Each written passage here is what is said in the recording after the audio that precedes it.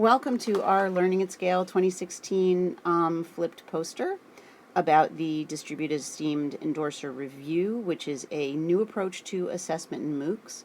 I'm Jennifer Kay. I am the author and designer of the robot programming for absolute beginners MOOCs, where I came up with this DEER approach, and together with my students Tyler Nolan and Tom Grello, we are going to tell you about how this kind of a special review works and why you might want to use it in your MOOC. So the robot programming for absolute beginners MOOCs are a pair of MOOCs that introduce Lego robot programming using the NXT and EV3 Lego robot platforms. And they were designed thanks to a very generous grant from Google's Computer Science for High School CS for HS project. And I was tasked with creating a new MOOC to teach teachers how to do robot programming, and as I said, it was for absolute beginners. And I was trying to figure out a way of how to do assessment when I started creating the first one. And automatic grading for robotics is hard because remember, these are robots that are extremely good robots, but they are first off not standardized. People may build their robots differently than I ask them to, because essentially they're building a robot out of Lego. And so automated grading is very difficult. If you have bigger tires than your friend's robot, your robot is going to drive further when you tell it to go 3 revolutions of the wheel than your friend's. So physical robots can differ. We were also using a visual-based programming language, so the idea that we could somehow come up with an automated grader was way beyond the scope of what we were trying to do for our project. Beyond that, peer grading, I decided, was impractical. Again, we were trying to get as many novice teachers interested in this as possible. We kept advertising it as for absolute beginners.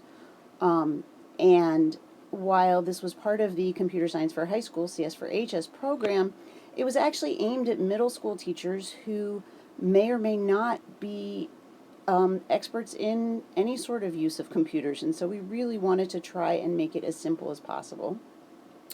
In addition, we wanted to leave this MOOC up and available for anybody who wants to use it. It's still up there if you want to try it.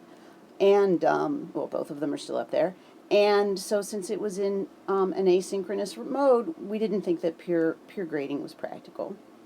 On the other hand, the teachers, when I ran these sorts of workshops in person, we always awarded professional development credit for teachers, which is essential for them professionally.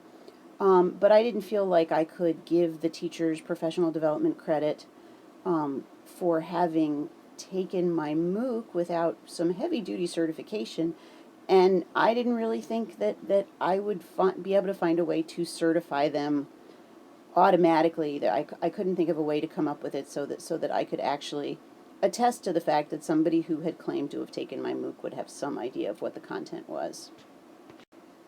But then, of course, the big aha moment occurred, and I realized that our MOOC is for teachers, right? And while anyone can take our MOOC, the real goal was to teach teachers how to use this material, and teachers generally have principals. And so they actually have someone who is kind of their superior, right, who we can assume would be able to do an assessment of their work.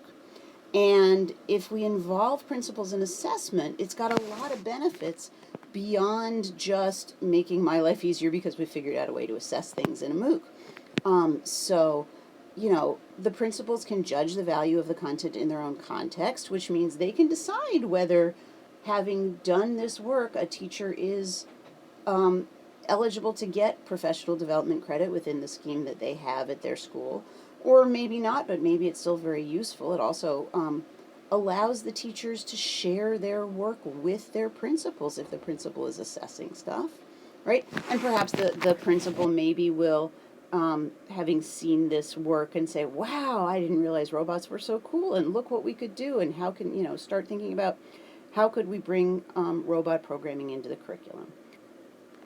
The other thing I realized was that robots are very, very physical. and that it would probably be possible to come up with a project that was complex enough that the teacher or the participant in our MOOC would have to learn the content of the MOOC in order to do the programming of the robot, but we could describe how the robot was supposed to behave to someone, say the principal or the principal's designee, who did not necessarily understand the programming behind the performance of the robot, but could still watch the robot as it drove forward, turn left, turn right, and assess whether what the robot was doing met the specifications that we gave them. And so as a result, I came up with this idea of the DEER review, where our esteemed endorser does not necessarily have to be an expert in the content, and yet they can still assess whether the participant in the MOOC has successfully completed the given project.